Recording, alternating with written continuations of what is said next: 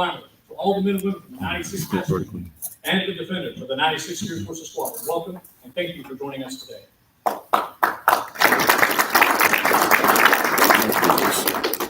Ladies and gentlemen, at this time, we would like to invite our presiding official, Captain Wayne Fultz, to say a few words.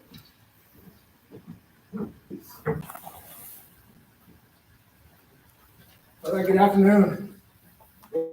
It is as we get this opportunity. No, it's right. Because that's what's showing up to everybody else. Who's dedicated more than half his life. We're good. In service. Yeah, no, that was it. Trying to put that in perspective as we look at those that retire from the military, we're talking about less than half of 1%. That's what's supposed to be seen. So less than one. Why is it on the Less than virtual? 0.5% of Americans out there are military retirees and women. It's an honor that I get to preside over There today's we go. ceremony and kind of shuffle you into that life of retirement. What an incredible turnout from the family. Not a shock to me, knowing them over the years. They would go on to leave. It was typically to go back to Michigan. And there was a reason for that. It was more important that he came and spent time with you. He obviously enjoyed it. And that can be challenging throughout your military career because as you're moving around, you tend to lose connections along the way. That wasn't the case with Brandon. As he continued to go back and stay in touch, and obviously really enjoyed hanging out with all of you. You were an instrumental part in his career. Anytime we talked, there was always some conversation that predated our conversation about something that we would do instead of giving to you guys. So thank you all for traveling out here, being here. Specifically Kelly, Dave, Megan, and Dan, just incredible for you guys to come down here. What an amazing job you did raising Brandon. When you look at the leader that he is, the characteristics that he has, humility, he's humble, his service, his excellence. You look at his loyalty, all those things that you instilled in him early on, he has carried forward. And whether or not you know it or not, you have had lasting impacts on security forces airmen all across this world. So I want to say thank you and to those that are here today. If you get an opportunity when the ceremony is over, go have a conversation with anyone that sitting in front of you today. You will know within 30 seconds to a minute of just how down to earth they are, what wonderful people they are, how kind they are, and you're going to see exactly where Brandon gets those traits. Now, I will say, Brandon, you have one trait that is a flaw. I'm sure they'll say you have more, but I'll say that.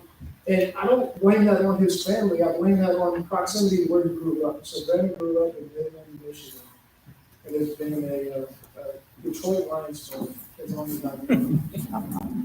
I'm not really sure. I don't really understand it. Actually, I'm a Miami Dolphins fan, so our record hasn't been much better, but it's better than Detroit. I did the research actually last night. So when you look at our career, 20 years, Miami has had 146 wins, and the Detroit Lions come in with a whopping 111. So we got a 35 win count on there. So I'm going to give you the opportunity here in front of your family, in the world, really, with the live stream going here, to renounce those loyalties to the Detroit Lions. I will welcome you into the Miami community if you choose so. What do you think? No, sir. No. Okay. Well, we'll talk about that loyalty. There you go. Loyal to the end.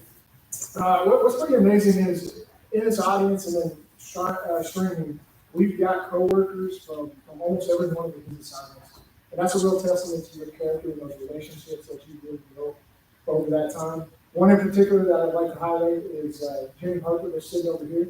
Jimmy and his wife Tracy. Tracy's not here, she's back at home, but they met Brandon during his first assignment in Cheyenne, Wyoming, when they were stationed together. Jimmy was an airman, he's retired since. But you've been instrumental in his life throughout the 20 years. Again, those conversations that come up, it always has your guys' name in there. But more importantly, when they found out that Brandon was going to be retiring, they jumped in and wanted to be a part of the prep and the planning to make sure that Brandon got the proper send-off that he absolutely deserved after 10 years. So I definitely want to thank you and Stacy for helping out Sergeant Jones here. And I think it was fantastic. Appreciate that. And then to the men and women of the 96 Test Wing, and specifically the Knights, the defenders that are here today. Thank you for coming out, supporting your teammate. Maybe it's great to see you again. It wasn't too long ago we were in Wyoming together, but great to see you leading once again. And then for the airmen in the room, take note of what you see up front here, because this isn't an everyday occurrence, like I talked about, the percentage of people that retire. But more importantly, those that do retire, I haven't seen the turnout of family like this before. So when you think back of when you're going to hang up that uniform and eventually retire, which we all will, whether that's 4, 6, 20, 30, 40 years later, just remember what this looks like here. You should be trying to do it. And you've got loved ones and your family here at the end when you do decide to make that transition. Okay, as far as what Brandon did in the military, so Brandon's security forces, pretty demanding career field, right? Do a lot of things that other career fields don't do. So we came up in an era where there was no such thing as an 8-hour shift. If you did have an 8-hour shift, you hated it because you meant that you were doing a 63. So you always preferred the 12. Now this wasn't by choice doing these 12 to 14 hours. It wasn't a leadership failure. It just came to things that were happening in the world and the demand for what we do because of how good we do it. And so when you factor that in, and then you talk about weather, you might be in negative 40 degrees, you might have 2 to 3 feet of snow that you're walking through. You might be in 135 degrees on the other end of that spectrum. You've got aircraft engines right next to you going full steam. You've got tactical vehicles like the one we got sitting out here that's made of metal. You're bound to hit something and hurt something as you get in and out of that vehicle. Or maybe you're sitting in one seat, you're freezing, and you look over your buddy and they're sweating.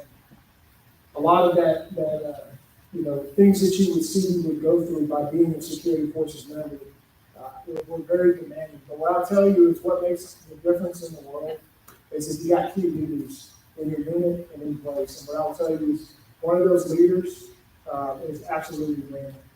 Did a phenomenal job of always making sure that he was taking care of airmen and their families as he came up through the ranks to make sure they were taking care of them and had everything that they possibly could. So first assignment, Brandon actually joined in 2002 November. He did his basic military training, tech school at Lackland Air Force Base, and then he got that first assignment to FE1. This is where I would come to know Brandon. We showed up about a week apart from one another. We went through FTAC, the First Term Airman Center. We went through Phase 1, which Phase 1 training basically you just get to understand what job you're about to go do. And I can remember distinctly, this is probably May or June.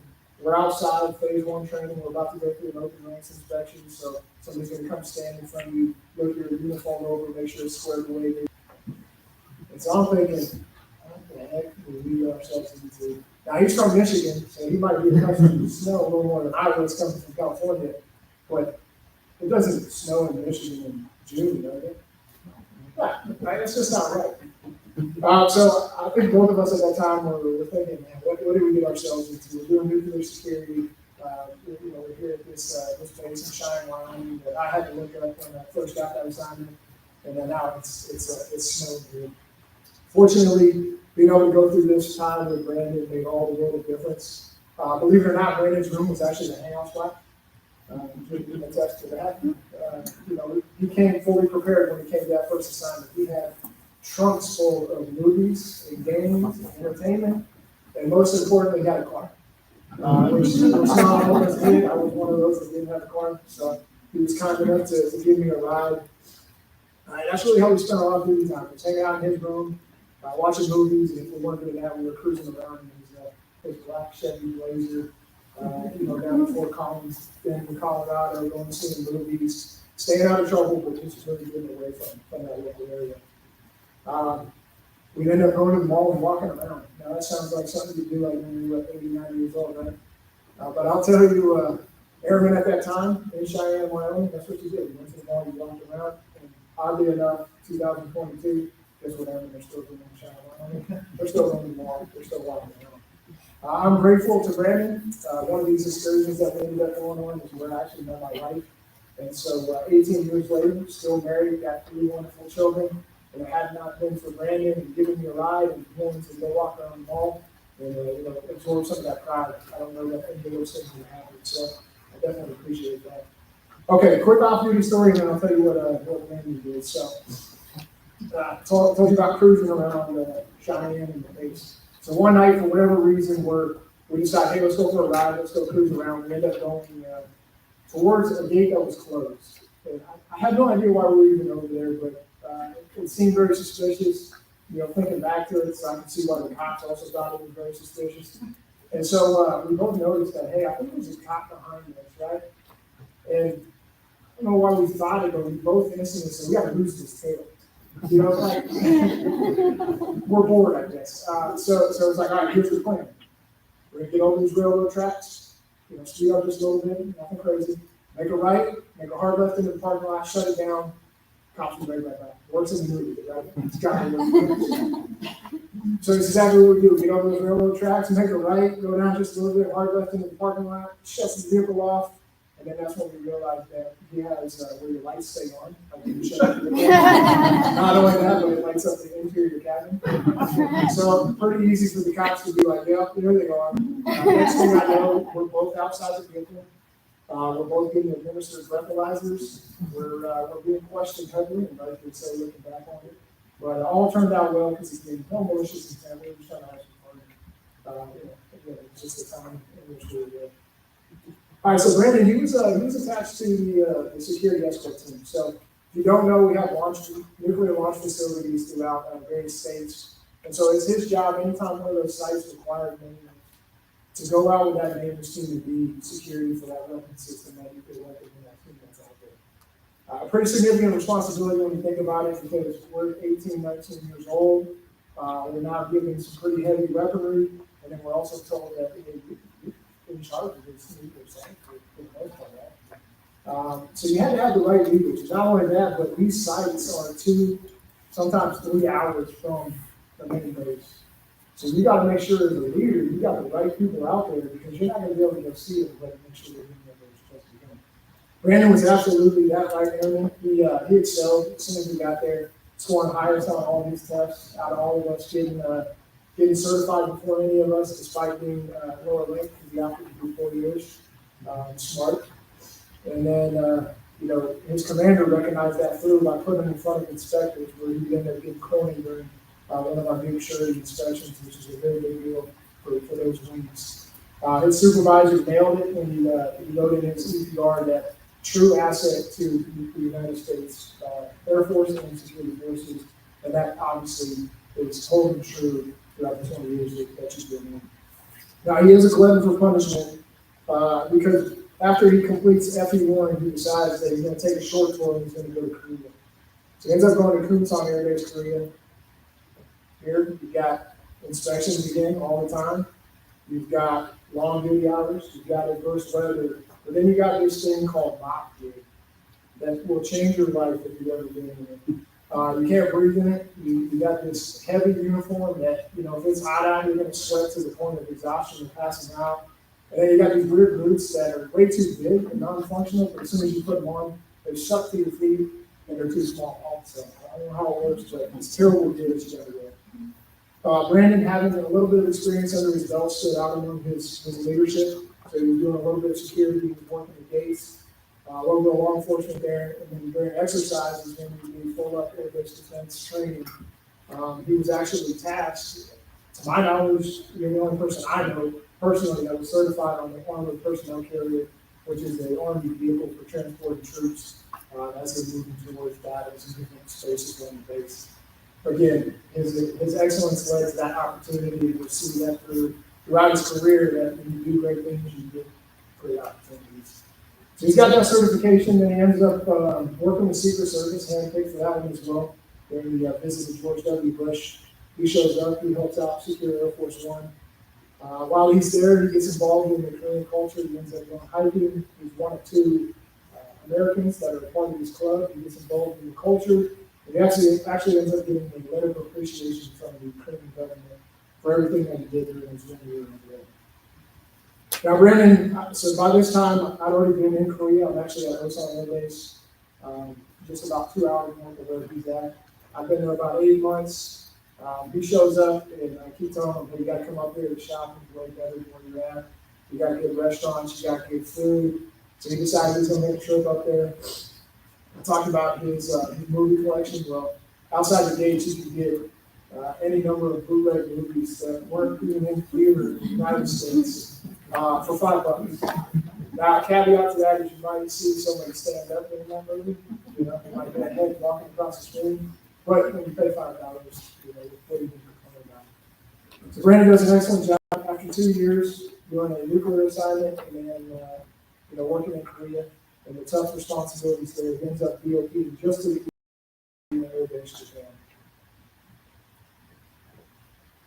So this is where Brandon would meet Don Masterson. Don was going to be here today. He had something come up. He lives in Pensacola. He was the unit training manager at this time. So this is 2006. Brandon's a senior airman. The war efforts in Iraq and Afghanistan are in full effect.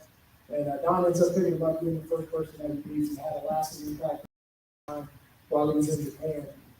Brandon actually ended up being assigned as the assistant flight chief.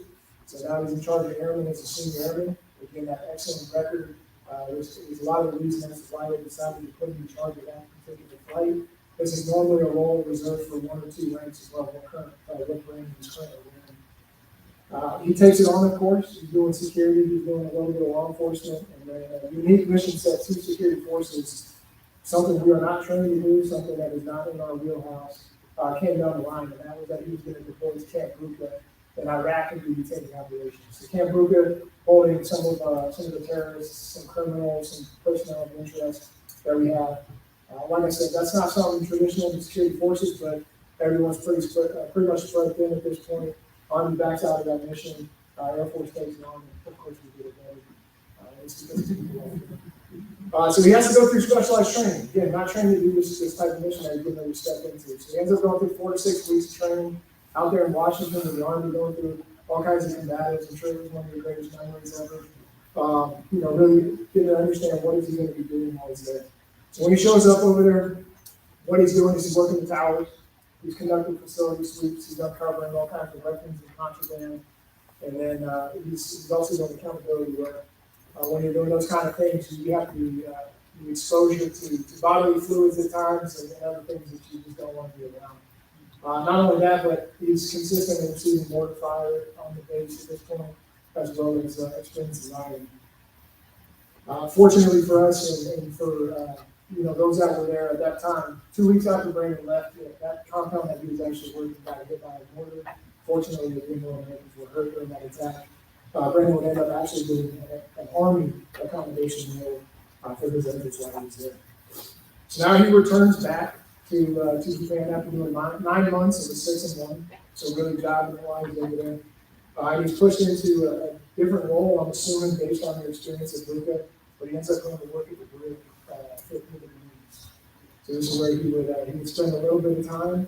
And I asked him what really stood out during his time in Japan. And there's 3 things. First with Don, that's the thing that I mentioned in the beginning.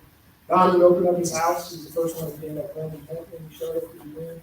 But he was kind of that relief outlet. He could go over, familiar, someone that cared and was willing to do that. So I appreciate everything that you guys are doing and that he does as well. Second thing was drunk Marines everywhere. So Brandon had to deal with that, right? Law enforcement, you got to get them back to their barracks, take care of them in another aspect. But part of life, it hasn't changed since then. And then the third thing was his flight chief. His flight chief was a little odd at the time. He just didn't really relate with anybody. So Brandon, being a smart individual, he ends up realizing, hey, let me figure out what my boss is kind of waiting for. Maybe I'll get on his good side. I don't know what's this guy. I don't know how you did it through whatever investigation methods, but he ends up finding out that this person loves World of Warcraft. So Brandon says, all right, I'm going to take up some World of Warcraft. I'm going to start playing this game so I can get on his good side and sure enough. As he started playing it, he started realizing, hey, we got a little bit of connection there, boss's priorities. I think the life in Japan got a little bit ready. All right, so Brandon ends up promoting to staff sergeant during this time frame. And then when he's returning back to the States, he's got 2 options. Number 1 is going to be FE1 Air Force Base Wyoming. And you're thinking, right? No way. No way he's going back. Snows in May of June. It's not happening. But then he got option number 2, and then we find out Air Force Base Wyoming. Choosing the lesser of 2 evils. Pretty sure you know where he went. He went to FE1. So this time, oddly enough, we ended up showing back up to FE1 together about a week apart. This time, Brandon went to the law enforcement side. So he's going to work in the weapons storage area. Mainly working the BDOC, the Base Defense Operations Center, basically the chaos anytime an incident happened. He would be plotting, dispatch patrols, take phone calls from concerned residents. He was responsible for all that. During that time, he's in that squadron for 2 years.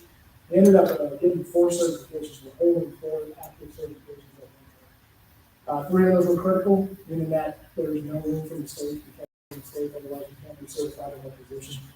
And just did a fantastic job. So when I ended up taking over a unique section and went through in the Air Force, did a lot with classified and crypto, I knew who I needed in that section in order to be successful. So I had to fight tooth and nail to get him holds all of these different certifications. They don't want to lose them, but we managed to get them out of there and pull them into this section, and things were great from that point forward. Took numerous awards at the individual team level, as well as through various inspections that we were working on with. Now, Brandon dealt with the missile leaders, the officers that were responsible for turning keys when the president said they fired at people. And I'm sure he could probably write a book on all the funny conversations and crazy questions that he fielded during that time. Definitely unique in who he dealt with, because although he was security forces, he really wasn't feeling a traditional security forces way. During our time there, we would end up getting some motorcycles. I don't know if that was very smart, given our past record of wanting to do things, a little crazy. There was definitely some close calls when we were out on the roads, speeding around. And then, Shining Frontier Days, if you've never been to everyone, every year, largest outdoor rodeo comes in, all these great music groups come in. Brandon and I, given our ranks at the time, were tasked with carrying these buckets that probably would get 40 pounds of ice and beer and walking in stands and selling it. And the benefit to the group was they got money, they got the kickback at the end, you got to keep the tips. You can imagine going up and down all these stairs for 6-7 hours. At one point, I think we both found ourselves at the top watching the concert, said, we did it, and I don't do it anymore.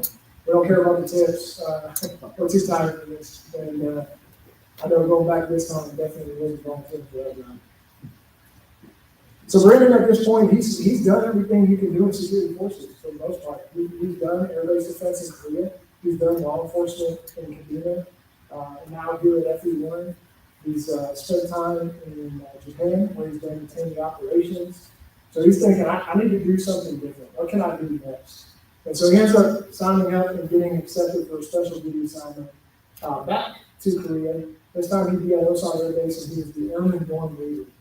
You want to talk about a ton of work that was placed on him. So if you processed through Osan Air Base between the years of 14 and 16, you would have went through Sergeant Vance, because he was the one that was controlling the bed down, he was issuing all the keys. And then for the second part of the year, he was the one that was outfitting all the towers to make sure we had all the equipment, all the things that families needed when they were starting to be accepted to go to Osan Air Base. So again, outside of security forces career field, outside of the realm of what we traditionally do, but still doing an excellent job, testament once again to his character and what he's done over his time. So he ends up actually getting promoted to technical sergeant while he was here at this assignment. He took the hard way. If you know anything about special duty assignments, it was a lot harder to get promoted in a special duty assignment than it is to do your core MFSC. He did it, and the reason he did it is because CE recognized what a great defender they had there, what an excellent job he was doing, and wanted to make sure he got rewarded before he stepped down there. So then following this time in Korea, he decided he's going to take another remote. He's going to go to Thule, Greenland. So this is the first time he's going to be running the show. He's the flight leader, he's the flight sergeant, and day number 1, he ends up running an exercise, or at least witnessing an exercise that ends up escalating a little too quickly to the point where an airman ends up choking out an NCO to the point that the NCO goes unconscious. Oh, by the way, this all takes place in front of the Wing headquarters building. So I can't imagine what you were thinking first day on the job. You got an unconscious armed airman, and you're ready to come to the boss's office. So fortunately, they were able to get that airman inside. The airman that showed back that NCO is actually doing anonymous today. They don't want to self-identify, and if anything's still pending. But pretty cool again that there's airmen from all of these assignments that were here. So this is a unique and challenging assignment, because this was a place where there's only one squadron. Here at Edwin, I imagine there are 20, 30, maybe more squadrons, just given the size of this base. There's a lot. But here at Greenland, there was one. It just shows you the small community that was in place. You had temperature drops below -40. You had mail that came in once a week, periods of extended daylight and darkness. He said for one period of 5 months, he had one of the other. Can imagine what that was like. The wildlife, Arctic foxes and seals, and then radiation. So a lot of communication equipment that's up there. So you have to watch out to make sure you weren't standing in front of one of those radars when they're active. Everybody should be subjected to some radiation. And so finished out his time there. His team ended up grabbing three different types of awards while he was there. And so, given his amount of remotes at this point, he decides that, hey, I'm going to stay overseas. I'm going to go to Ramstein Innovation. And that's exactly where he went to next. Once again, going to the night flight sergeant role, something he's accustomed to at this point. Larger mission set, more people that he's responsible for, still doing that security law enforcement type mission. This was definitely an assignment of travel for them. So he ended up visiting 30 plus different countries and sites while he was over there. Really took in the assignment from all of his work. One of those travel times was on the Air Force dime. He'll say it was a deployment. I say vacation because he ends up getting tagged for a deployment to Romania, but he's put in a five-star hotel with all the possible amenities you can imagine, and he's making $100 every single day. And he's got free time to go do it. Pretty good gig, I would say. But you haven't gone to Buka as many remotes as you've done 2 times with everyone. You probably deserve it. So this assignment dropped into their lap because the previous base just couldn't take it on. So the reason I say that is there was some pre-coordination that didn't take place that should have before that team left. And so Brandon's team, he wasn't a team lead, he was the assistant, but they showed up in the country and they got their weapons, but they never got any ammo for those weapons. And they didn't have any proper documentation for those weapons either. So they're driving through the country without any proper documentation. Had local police stop them at any point in time. They would have been in local jail, which is a miracle. We're talking to the defender last night as well, because Brandon was the one that was driving his weapons. So how he didn't, alert to the cops that were driving the streets, I don't know. Unfortunate that you didn't have that happen. And then getting the ammo. So we had to work with the U.S. Embassy to get some ammo for those weapons until someone we know from FD1, Zach Miller, might be on streaming. He's still in Germany, but he was able to reach out to Zach, and Zach was able to come to headquarters and get the ammo that they needed. The rest of that assignment went very smooth. Ends up returning back to Ramstein for just a little bit, and then he gets his assignment to come here to Edmund with this race to be a part of the nights. So when he shows up here, you probably guess where he went, night flight sergeant. So he's working nights, says, hey, I got a lot of experience that I can contribute, and not only that, but I want to do something different. So he decides that he's going to put in for a reports and analysis job. Ends up putting in for that, gets hired for that. He's in that position, I think, in total of 3 months, and then he gets a short notice. And when I say short, I'm talking 3 days notice, 3 days out the door to IED basic stuff. This was a tough assignment for Brendan, personally and professionally. This was during COVID, so we're about 2020, 21 at this point, maybe to that time frame. Challenging no matter where you're at in the world, but even more so, I think when you're deployed, you're away from family, you're going through things. And then unfortunately, we did have a loss in his family, and lost his grandfather. So just a real tough time for Brandon in that period. But while he's over there, I'm having constant conversations with him. And what I'll tell you is, despite everything that's going on, if you were an airman over there, you would have no idea that he was going through some of these trials and tribulations, because he wanted to make sure they were taken care of, that they had everything they possibly needed, and that they were suffering for any type of reason. Again, just the quality of leader that we have sitting here before us. So he ends up coming back, and he's thrusted into this FTO program that everyone has started up. So he's tasked with really building it up for the Department of Air Force civilians. So when they show up, they have some sort of bedrocks foundation on how they're going to do what security forces does. That's what he's been working ever since. In total, Brandon spent half his career on nights. He spent 8.5 years overseas. I hope, Brandon, that when you look back, you remember all the great things that you have accomplished, many of which I just didn't have time to stand up here and speak. Remember the impacts he made on all the airmen that just came across. Significant, like I said, airmen from almost everyone who was on this is here in person or on streaming today. So when you look at an Air Force career and you really try to define success, there's a million ways to be successful in this career, or just in the Air Force in general. What I will say is when you look over in that corner, and you've got all these people that were there when you started, that are here today as you went along your path and you're here at the end.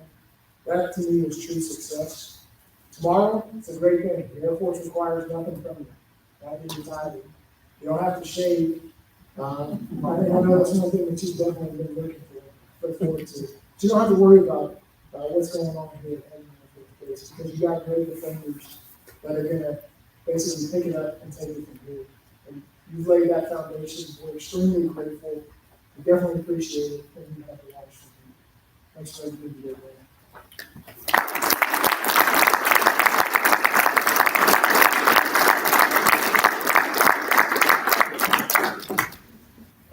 Thank you, Captain Foltz. Ladies and gentlemen, please rise for the presentation of the retirement declaration.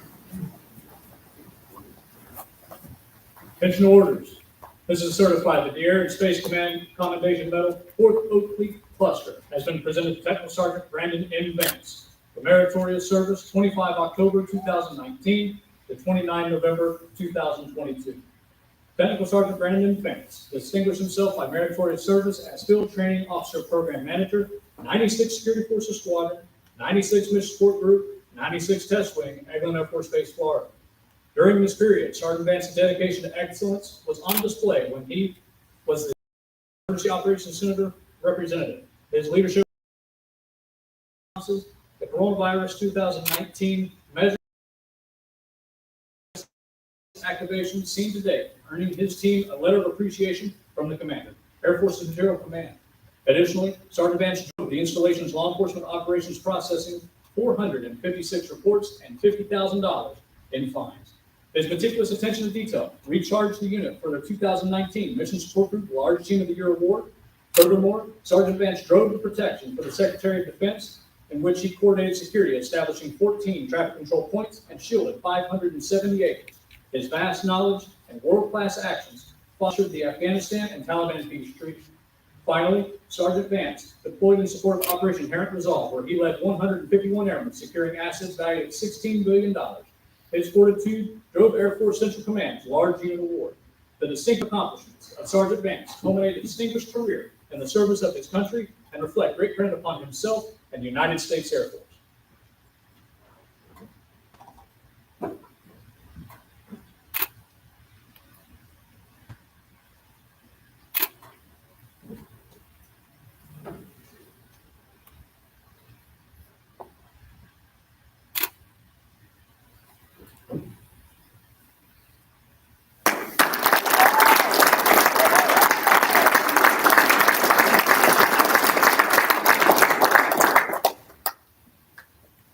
Policy order.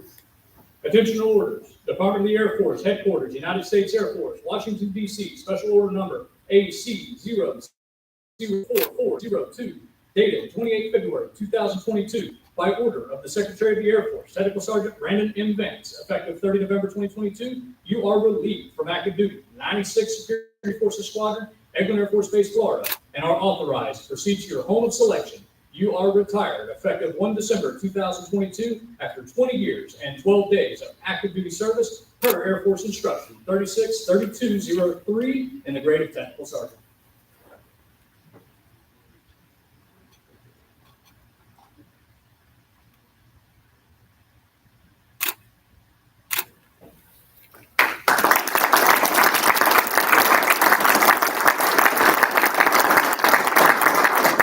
Ladies and gentlemen, please be seated. Every retiree receives a special retirement pin as a memento of their active duty service. Would Vance's family please step forward and place this pin on your son's lapel to symbolize his transition from active duty to retired status? Mom and Dad.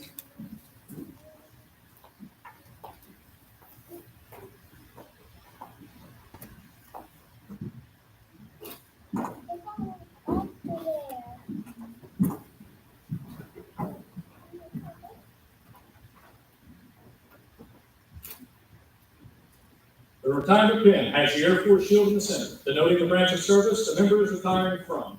The shield is set inside an ultramarine blue color, symbolic of the skies the Air Force has been required to defend. There are 2 gold circles on the outside, United States Air Force retired inside it. The pin itself is made on a gold base, symbolizing his dedicated service to the United States Air Force and to our nation.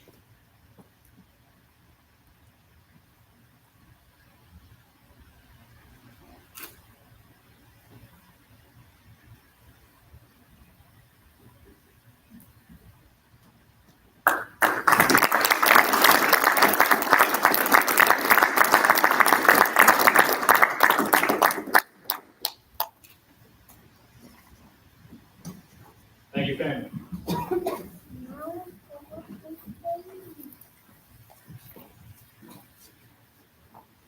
Next, we have a few special presentations. The first is a certificate of appreciation from the President of the United States. The certificate reads, "For service in the Armed Forces of the United States of America, Technical Sergeant Brandon M. Vance. I extend my personal gratitude and a sincere appreciation of the grateful nation to you for your patriotic service to our country. Your bravery and dedication to our armed forces help protect your fellow Americans during a critical moment in our history and contributed to a world of greater security and growing prosperity. Your devotion to duty, honor, and country, in keeping with the long traditions of the finest military in the world, embodied the American ideal of selfless service our nation owes you an incredible debt. Your commitment and the example you set will inspire future generations to serve with pride and to keep our country secure. You represent the best of our nation, and I join our fellow Americans in saluting your honorable service. I wish you happiness and success in your next chapter. Joseph R. Biden, Commander-in-Chief."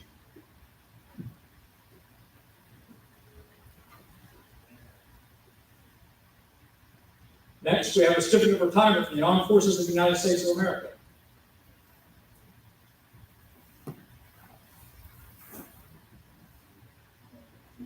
The certificate reads, "Certificate of Retirement from the Armed Forces of the United States of America. To all who shall see these presents reading, this is to certify that Tech Sergeant Brandon M. Vance, having served faithfully and honorably, has retired from the United States Air Force on the first day of December 2022. Signed, General Charles Q. Brown, Jr., Chief of Staff."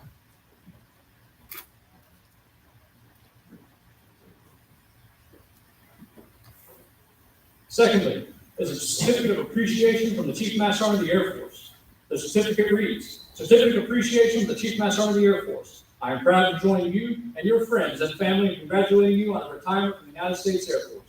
The achievements and contributions you have made throughout your career are indicative of the core values of our great service. Your retirement is well deserved, but your selfless contributions will be sorely missed. On behalf of all airmen, thank you for your faithful and devoted service to our nation. As this chapter in your life closes and a new one begins, I hope the years are filled more great memories and continued success. John Joanne S. Bass, Chief Master Sergeant, United States Air Force."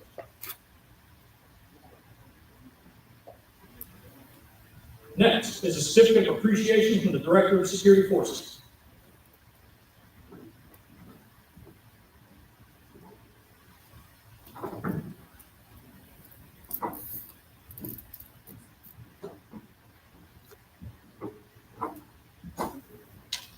The certificate reads, "Please accept our thanks and appreciation for your many years of dedicated service to our nation. The Air Force and Security Forces, you served your country well and done so in one of the most demanding career fields. Thank you for making such a difference in our Air Force and in the Security Forces. On behalf of almost 38,000 Security Forces men and women worldwide, we wish you much success in all that you do." Signed, Brigadier General Roy W. Collins, Director of Security Forces. Additionally, we have that certificate of retirement, Security Forces badge number 42666. The certificate reads, "During his entire career, Tech Sergeant Vance held allegiance to his country, devotion to duty, personal integrity above all. He wore the badge with authority and dignity and restraint, and promoted by example high standards of conduct, appearance, courtesy, and performance. He sought no favors because of his position. He performed his duties in a firm, courteous, and impartial manner, irrespective of the person's color, race, religion, national origin, or sex. Tech Sergeant Vance gained the respect of his fellow airmen with whom he had contact. As witnessed by the gathering of friends, relatives, co-workers, the Security Forces badge number 42666 is retired from the United States Air Force effective 1 December 2022, signed Brigadier General Roy W. Collins, Director of Security Forces. And now I'd like to have Mr. Harper come up and present Technical Sergeant Vance with a special retirement gift.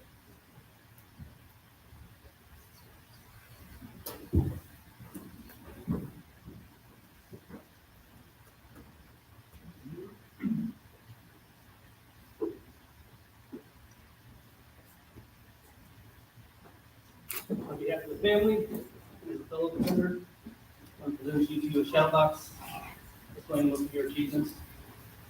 Congratulations.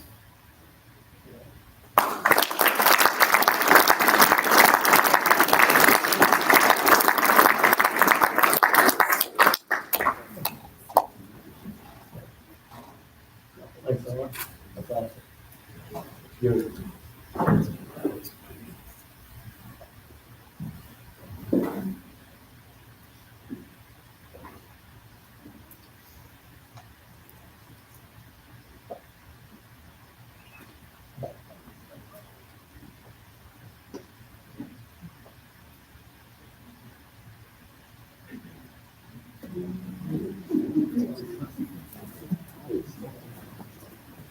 I would now like to present Technical Sergeant Vance with a special retirement gift from the men and women of the 96th Security Forces Squad.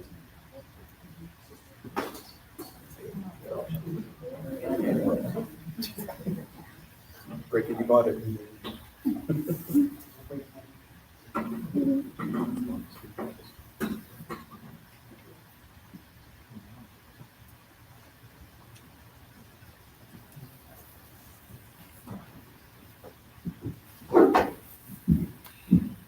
All right.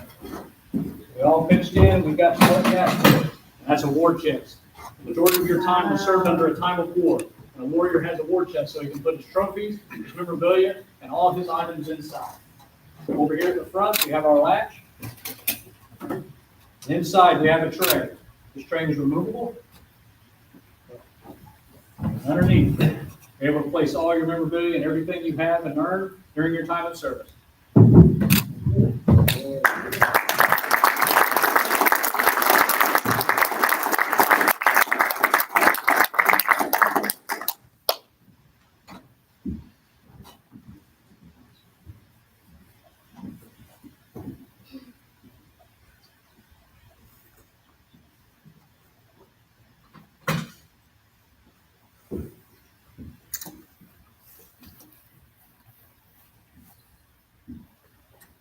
Our nation is made proud and distinguished by the men and women who have served under its banner.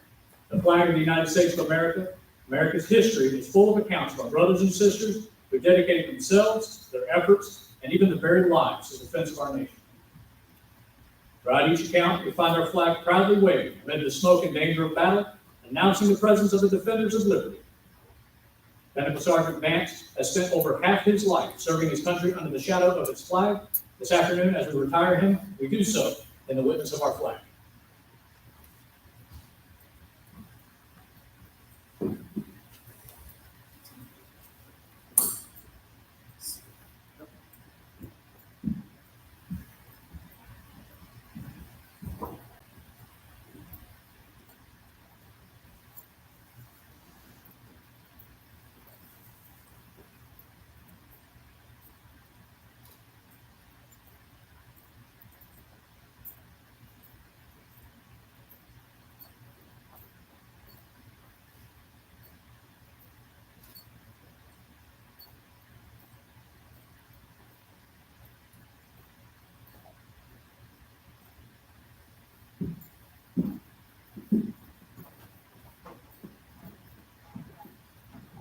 Oh.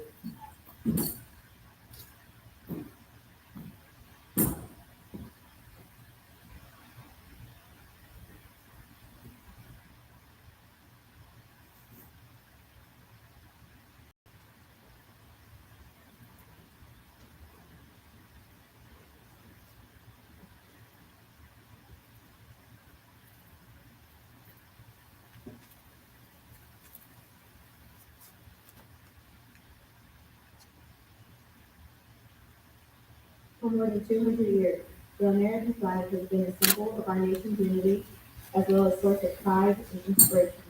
and millions of citizens born June 14, 1777, the Second Continental Congress determined that the flag of the United States be 13 stripes, alternating between 7 red and 6 white, and the Union be 13 stars, white and a blue shield, representing a new constellation. Between 1777 and 1960, the shape and design of the flag evolved into the flag presented before you today. The 13 horizontal stripes represent the original 13 colonies, while the stars represent the 50 states of the Union. The colors of the flag are symbolic as well. Red symbolizes hardness and valor, white signifies purity and innocence, and blue represents vigilance, perseverance, justice, Christianity, a symbol of liberty. The American flag has carried the message of freedom and inspired Americans, both home and abroad.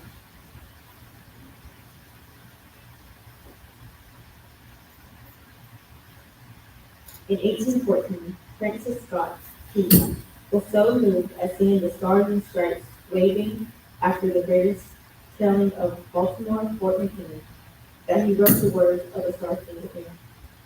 In 1892, the flag inspired Francis Bellamy to write the Pledge of Allegiance, our most famous flag statue and patriotic oath. In July 1969, the American flag was flown in space when Neil Armstrong planted in on the surface of the moon. Today, our flag flies on constellations of the Air Force's satellites that circle our globe, and on thin flags of our aircraft in harm's way. In every corner of the world, indeed, it flies in the heart of every American who serves our great nation. The sun never sets on the United States Air Force, nor on the flag we so proudly cherish. Since 1776, no generation of Americans has been spared the responsibility of defending freedom. Today's airmen committed to preserving the freedom that others won for us, for generations to come, by displaying the flag and giving it a distinctive fold. We show respect to the flag and express our gratitude to those individuals who fought and continue to fight for our freedom, home and abroad. Since the dawn of the 20th century, airmen have proudly flown the flag in every major conflict, on land and skies around the world. It is their responsibility, our responsibility, to continue to protect and preserve the rights, privileges, and freedoms that we as Americans enjoy today. The United States flag represents who we are. It stands for the freedom we all share and the pride and patriotism we feel for our country. We cherish its legacy as a beacon of hope to one and all. Long may it wave.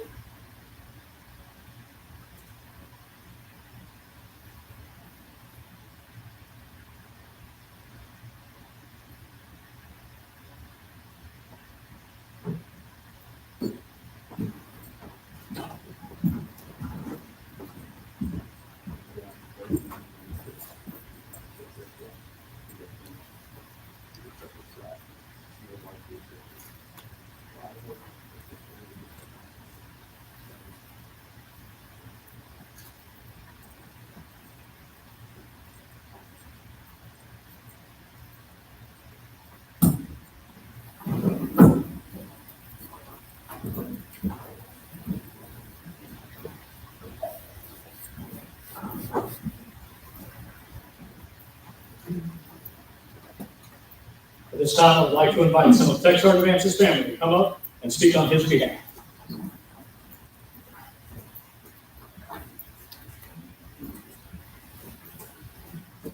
I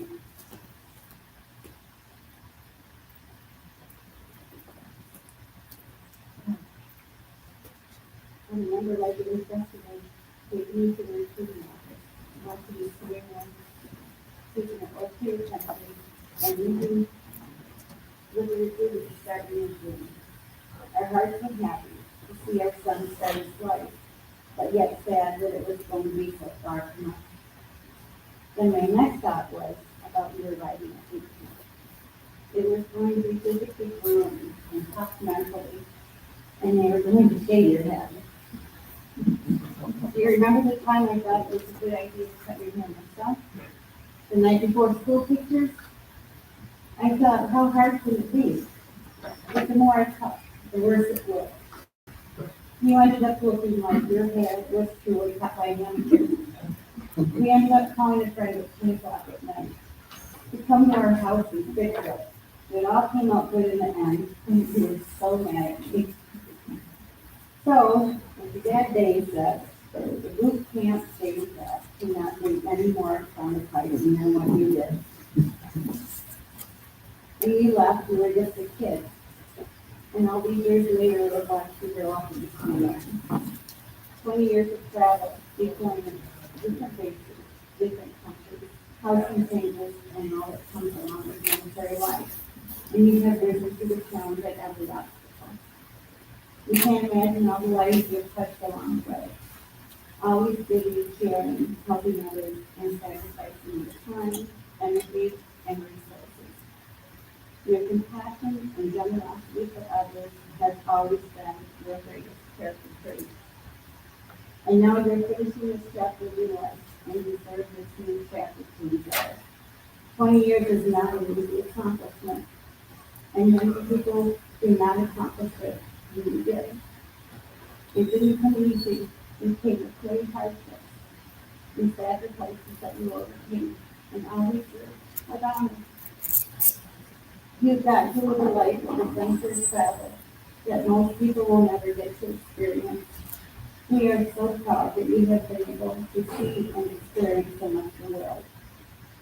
Saying thank you seems so small compared to what you've done to be given up and done in order to protect the freedoms we all take for granted. You deserve nothing but honor and appreciation for everything you have done for this country. Congratulations on a job well done. We are so proud of you and all your accomplishments. You are truly an inspiration to us all.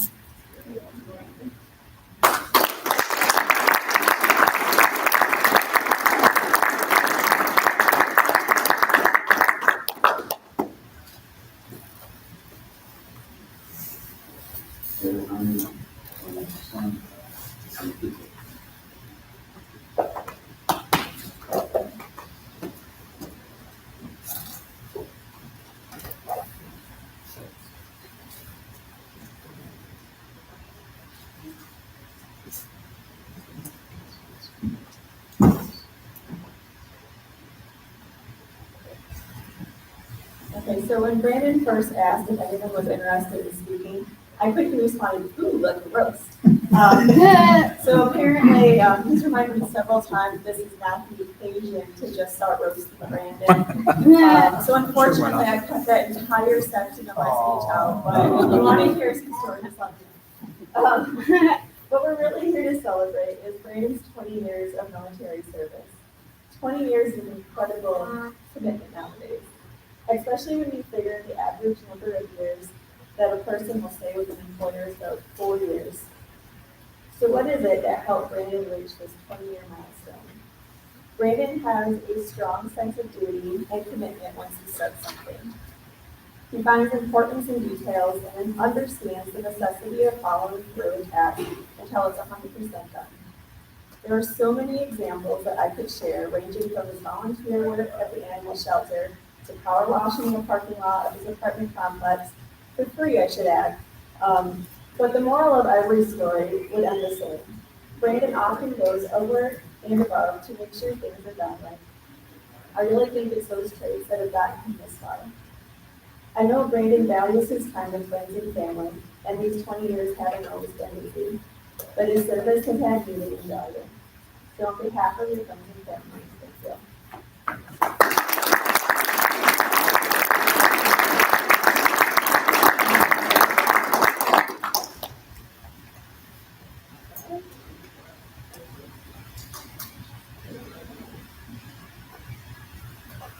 Now, it's time to hear from our honoree. Ladies and gentlemen, It is my distinct honor to introduce to you for the first time, Technical Sergeant Brandon M. Vance, retired. Sir, the floor is yours.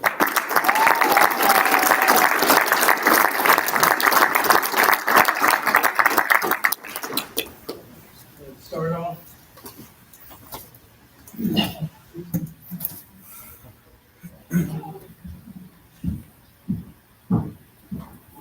I know it's been hard all these years.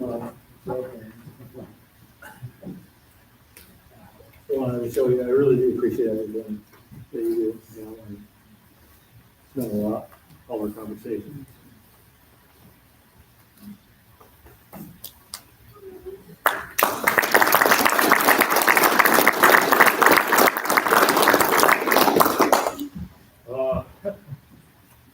To be honest, trying to prepare for this retirement, I've been watching a lot of YouTube videos and things, trying to figure out what it's supposed to be like. Yeah, I tried to sit down and write a speech. It wasn't going too well. I just kept getting stuck in that first, half of the page. Eventually, though, I had some friends that just told me, at the end of the day, just be honest, be yourself, and just speak from the heart, and just whatever is said is said, First off, obviously, I just want to say thank you to my family for just being there and teaching me for just how to be me and stuff, and getting me to join the military. Pretty much a short story is when I was graduating high school and stuff, my family gave me options and stuff. As far as one point in time, I was looking at being a church missionary. My dad went ahead and gave me the opportunity to go overseas and do a mission trip with another church and see whether I enjoyed that or not.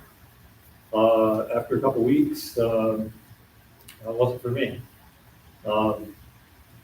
Afterwards, talking to family more and stuff, I was given just options as far as just stay at home, rent-free, go to college, earn good grades, and we're good. And that option was not for me either because, I didn't want to be going to school. I just finished high school. So the other option was I go ahead and get out and be a real adult and just go ahead and start, paying the bills and everything and do whatever I want to do.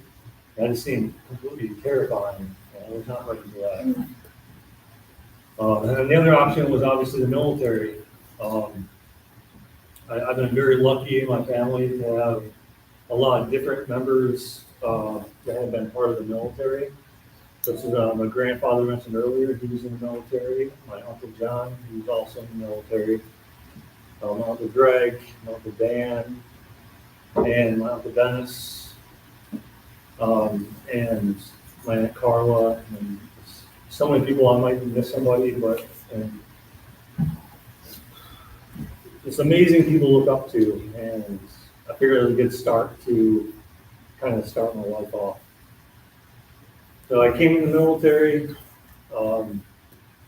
and I got some good advice early on as far as to be good in the military and stuff. You got to move around as much as possible to just learn new traits. So I tried to go from base to base as often as I possibly could. At the same time, I tried to learn different things along the way. This is harder than I thought. But at the end of the day, though, I honestly wouldn't change what I've done in the military. I thoroughly enjoyed my experiences and stuff like that. It's been so awesome to just meet all the great leaders that we have in this room and elsewhere. It's been awesome to just be on deployments and try unique experiences like, during the Iraqi war, to see what war is really like and to just have a new appreciation of that kind of thing. It's been cool just to see the country go to Europe and just see all the amazing architecture and just, check out Dracula's castle and stuff when I had the chance, and just meet some great friends overseas.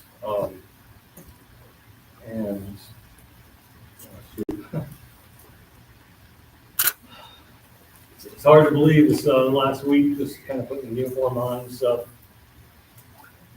It's kind of a no-brainer in the military thing to take for granted as far as if you know what to wear every single day and things. And pretty soon I'm not gonna have that. I gotta start having, more decisions, one of those being like was mentioned, is just growing my beard. It's what length I want that to have and stuff like that. Maybe I'm doing Grant or, someone else.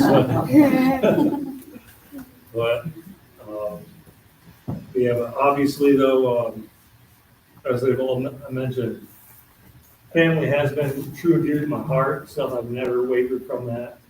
Family's what's kept me going. Just without your family, I mean, what really are you and stuff, just gave me that motivation.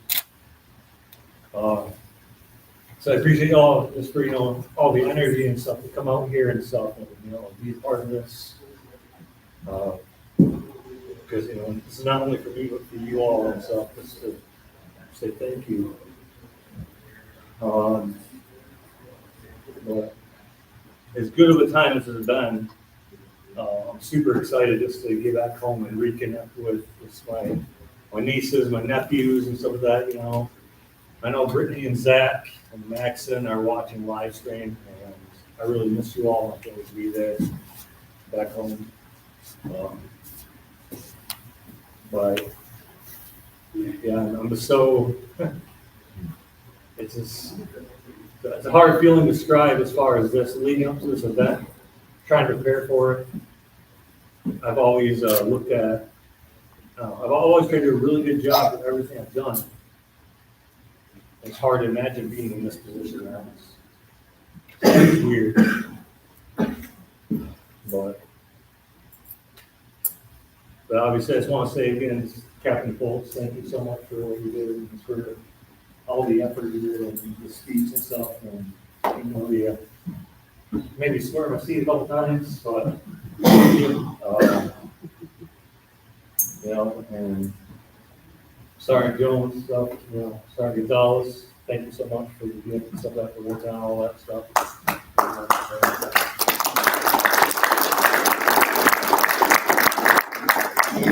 Really outdid you guys yourself. It looks awesome. And obviously, Sergeant Haldane, thank you so much, sir, for everything you've done since I've been here. You've been truly an amazing leader, and you're one of the very few leaders I count on half my hand that I truly was really impacted me in some way. So that, I appreciate that. Ms. Ernestine, thank you so much as well for all of our talks and things. So obviously, we're all human, and I started off my career just so focused on doing the job and doing it well, and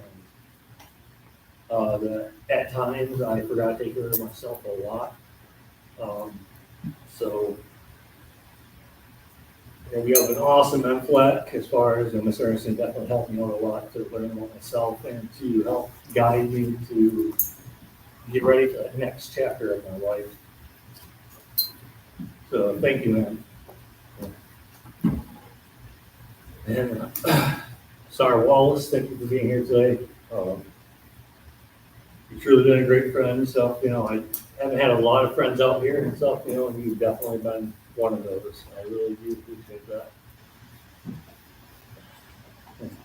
Sarah Butler, same thing. Thank you. There's a very select few people that I can rely on to talk with and stuff and to get me through the times here. And I know there's been a bet going on, whether I'm crying or not. I'm doing my best not to, but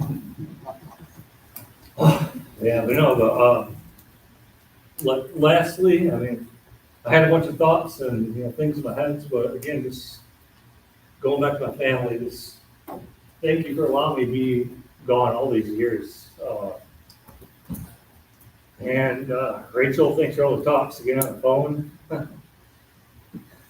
Same, Kaylee, thank you. Tim. Rebecca, thank you. Grant, sometimes our talks are tough talks. But, But I know I'm probably missing some people here, but at the end of the day, though, it's been an amazing experience, end of the day. So, and Jimmy, you know, thank you for, you and Tracy and everything you guys did for this stuff. This is beyond belief. This is awesome, you know, I truly appreciate your time. And sir, thank you for allowing me just to be a part of your squadron, you know, and just for the experiences I've had here as well. So, I appreciate it. I'm gonna try to stop talking now before I lose it. Thanks.